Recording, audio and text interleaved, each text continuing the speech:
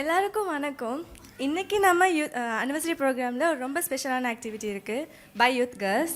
Life trivia. இந்த கொஸ்டின்ஸுக்கு நீங்கள் கரெக்டான ஆன்சர் சொல்லணும்னு அவசியம் இல்லை, ஆனால் ஆன்சர் பண்ணாலே ஒரு சின்ன ப்ரைஸ் இருக்குது. நம்ம ரியல் லைஃப்பில் நடக்கக்கூடிய சில சிச்சுவேஷனை உங்களுக்கு ஆக்ட் பண்ணி காட்டுவோம். நம்ம ட்ராமா நடக்கும்போது உங்களுக்கு ரெண்டு விஷயம் ஃபீலிங் ஆகும். I've seen this before. இல்லைனா this is totally me. ட்ராமாவோட மிடில் பவுஸ் பண்ணி உங்ககிட்ட சில கேள்வி கேட்கலாம். இது நம்மளுக்கு நடந்தால் நம்ம என்ன செய்வோம்? அப்புறம் பைபிளில் இந்த சிச்சுவேஷன் நமக்கு எப்படி இந்த சிச்சுவேஷனை நம்ம எப்படி ரியாக்ட் பண்ணணும்னு சொல்லியிருக்குன்னு டுகெதராக பார்ப்போம். ஸோ ரெடியாக இருங்க. இந்த சீன் ஃபனியாக இருக்கும், பட் லெசன் டீப்பாக இருக்கும். ஓகே, ஃபஸ்ட் சிச்சுவேஷன் வந்து 3 பேர் கேரம் விளையாடுறாங்க. அதில் ஒருத்தர் ஜெயிக்கிறாரு. ஸோ அப்புறமா என்ன நடக்குதுன்னு பார்க்கலாம்.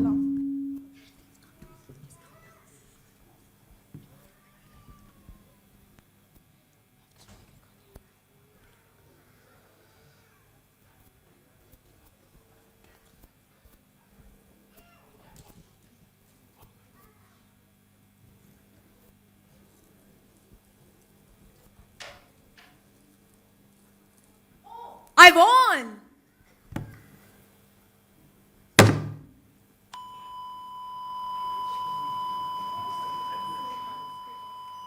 Pause.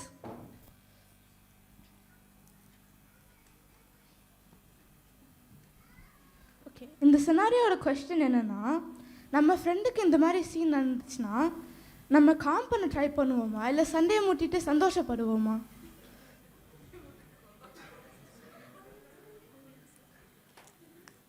யாராவது இதுக்கு பதில் சொல்லலாம்? பதில் சொல்கிறவங்களுக்கு கிஃப்ட் இருக்குது, மறந்துடாதீங்க.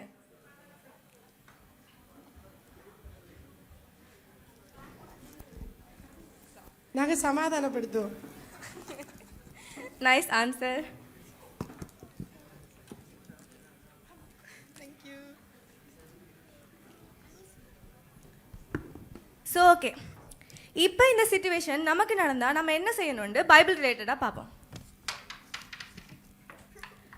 பைபிளில் எபேசியர் 4:26-27 சொல்லுது, நீங்கள் கோபம் கொண்டாலும் பாவம் செய்யாதிருங்கள். சூரியன் அஸ்தமிக்கிறதுக்கு முன்பாக உங்கள் எரிச்சல் தனிய கடவுது. பிசாசுக்கு இடம் கொடாமல் இருங்கள். இப்போ பார்த்தீங்கன்னா இந்த பைபிள் வசனத்தில் சொல்கிற மாதிரி நமக்கு கோபம் வரலாம் தான், ஆனால் ஓவராக சீன் க்ரியேட் பண்ணக்கூடாது இல்லையா? ஸோ இப்படி ஓவராக சீன் க்ரியேட் பண்ணால் சாத்தானுக்கு ஃப்ரீ ஸ்டேஜ் கொடுக்குற மாதிரி ஆயிரும். ஸோ ஏசப்பா சொல்கிறாங்க, கோவம் வந்தாலும் நம்ம பொறுமையாக காமாக இருக்கணும். இல்லாட்டி டெய்லி டிவி சீரியல் பார்க்குற மாதிரி ஆகி பக்கத்து வீட்டுக்கார எட்டி பார்க்குற நிலைமைக்கு போயிடும் இல்லையா?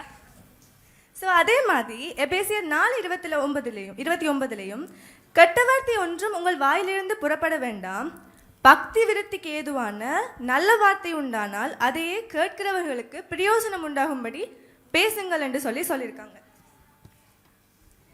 இப்படி நமக்கு ஏசப்பா சொல்லியிருக்காங்க. ஸோ அதனால் வாய்ந்த வார்த்தைகளை எப்பயுமே மற்றவங்களை உற்சாகப்படுத்துறதுக்காக பாவிக்கணும், அவங்கள ஹர்ட் பண்ணுறதுக்காக இல்லை. ஓகே, நெக்ஸ்ட் சீன் வந்து நம்மள ஒருத்தருக்கு வீசா கிடைக்குது. அதை பற்றி 2 பேர் கதைக்கிறாங்க. அப்புறமா என்ன நடக்குதுன்னு பார்க்கலாம்.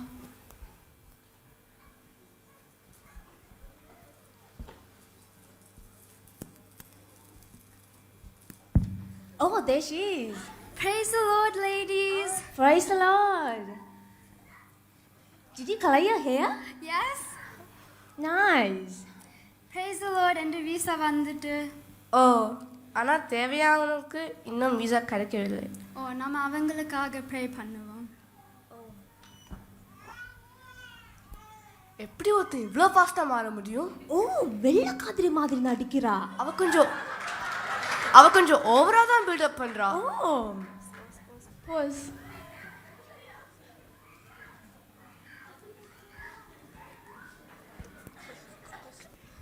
இந்த சினாரியோட கொஸ்டின் என்னன்னா, இப்படி நம்மள ஒருத்தருக்கு வீசா கிடைச்சா நம்ம சந்தோஷப்படுவோமா, இல்லாட்டி நம்மளுக்கு இந்த மாதிரி எதுவுமே நடக்கலைன்னு பொறாமப்பட்டு காசிப் பண்ணுவோமா?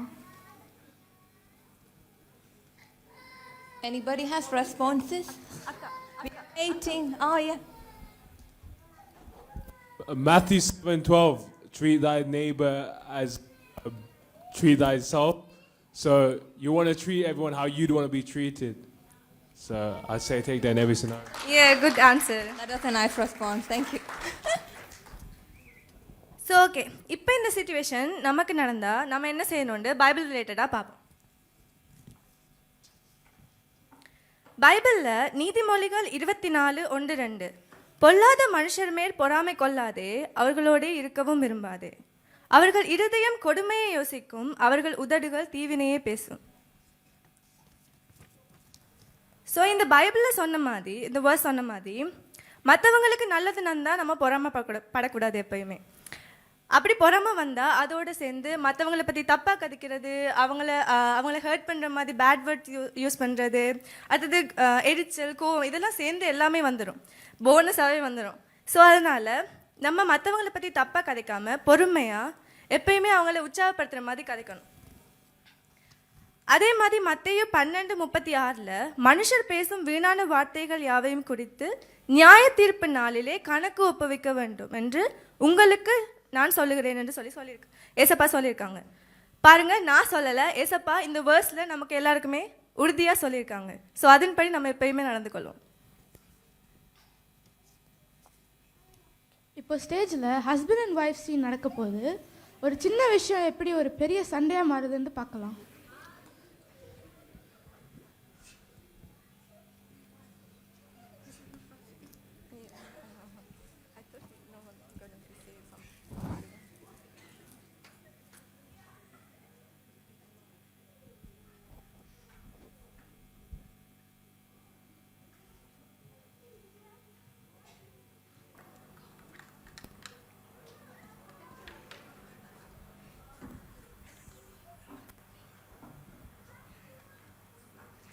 நித்யா, நித்யா, ஓம், ஏன் சாக்ஸ் எல்லாம் அங்கே இங்கேயும் போடுறாய்? ஏய், நான் முழு நாளும் வேலை செய்துட்டு வர, நீ எடுத்து வை. அப்ப நான் மட்டும் என்ன சும்மா இருக்கிறேனா? நீயா காசு வீட்டுக்கு கொண்டு வராய்? இல்ல, வாய மூடிட்டு போடி லூசு. அம்மா போஸ்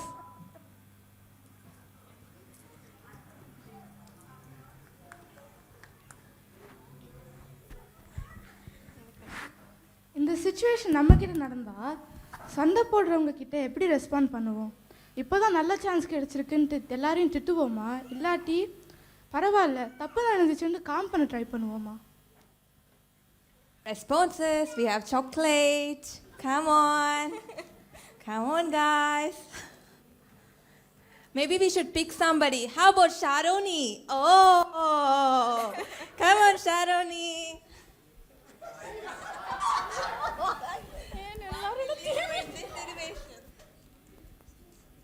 So,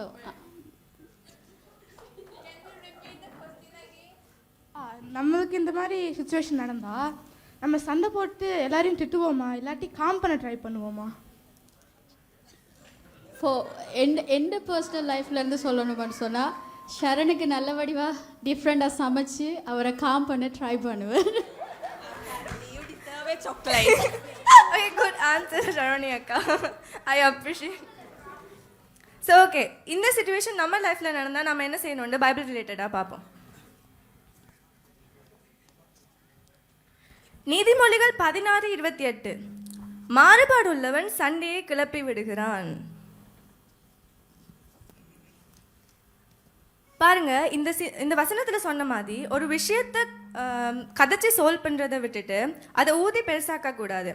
தப்பு நடந்தால் சண்டை பிடிக்காம ஒரு நிமிஷம் மனசு விட்டு அவங்களோட கதைச்சாலே அந்த ப்ராப்ளம் சால்வ் ஆயிடும். பிறகு நீங்களே யோசிப்பீங்க, என்னடா இந்த சின்ன விஷயத்துக்காக நம்ம இவ்வளவு சண்டை பிடிச்சோண்டு, இல்லையா? அதே மாதிரி நீதிமொழிகள் 18:21 மரணமும் ஜீவனும் நாவின் அதிகாரத்தில் இருக்கிறது, அதை விரும்பி பேசுகிறவர்கள் அதன் பலனை புசிப்பார்கள்.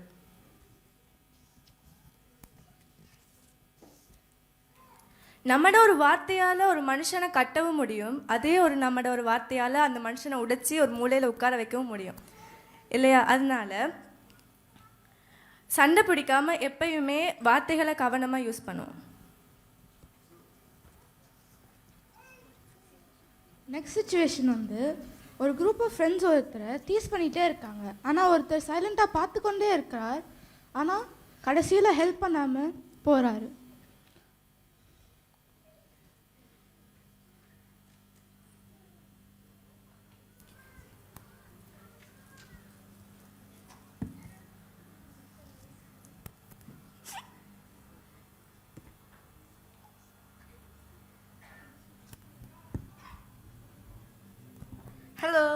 நீங்கள் சயின்ஸ் கிளாஸ் இருக்கிறீங்களா? எனக்கு இந்த புக்கை படிக்க ஹெல்ப் தேவைப்படுது. ஹெல்ப் பண்ண முடியுமா? சரி புக்கு தா. இந்த புக்கா? ஆ. சரி முழங்காலில் இரு. எதுக்கு? சொல்லுறேன் இரு. போடி, நமக்கு வேற வேலை இல்லையா? ஏய் விட்டுட்டு வாடி. Course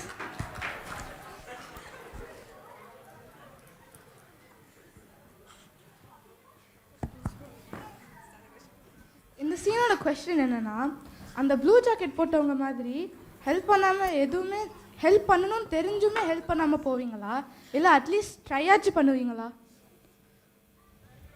Anyone? Oh, Esther.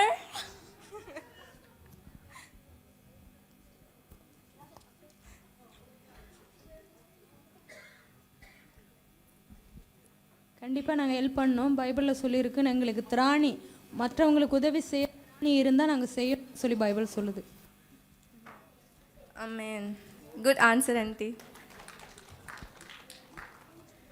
So okay, இப்போ இந்த சுச்சுவேஷன் நம்ம லைஃப்பில் நடந்தால் நம்ம என்ன செய்யணும்னு பைபிள் ரிலேட்டடாக பார்ப்போம். ஓகேயா? யாக்கோப்பு 4:14 ஆதலால் ஒருவன் நன்மை செய்ய அறிந்திருந்தும் அதை செய்யாமல் போனால் அது அவனுக்கு பாவமாக இருக்கிறது. நமக்கு ஹெல்ப் பண்ண ஒரு சான்ஸ் கிடைச்சும் அதை நம்ம செய்யாட்டி அதுவும் ஒரு பாவம் தான். எல்லாரும் அப்படித்தான், நம்ம உண்டு நம்ம வேலை உண்டுன்னு இருக்கும். யாருமே யோசிச்சு நமக்கு இந்த பிரச்சனை வந்துடக்கூடாதுன்றதுக்காக நமக்காக யோசிச்சு எல்லாருமே ஒதுங்கி போறாக்கள் தான் நாம எல்லாரும், இல்லையா? ஸோ ஏசப்பா சொல்றாங்க அப்படிலாம் இருக்கக்கூடாதுன்னு. ஸோ அதே மாதிரி மத்தேயு 22:39 உன்னிடத்தில் நீ அன்பு கூறுவது போல பிறனிடத்திலும் நீ அன்பு கூறுவாயாக என்று சொல்லியிருக்கு. ஸோ நல்ல விஷயத்தை செய்யும்போது எப்பயுமே யோசிக்கக்கூடாது. ஏசப்பா அவர்கிட்ட வந்து எல்லாருக்குமே உதவி செஞ்சுருக்காங்க. அவரோட பிள்ளையா நாமளும் நமக்கு ஏண்ட உதவியை எல்லாருக்குமே செய்யணும். So thank you and God bless you.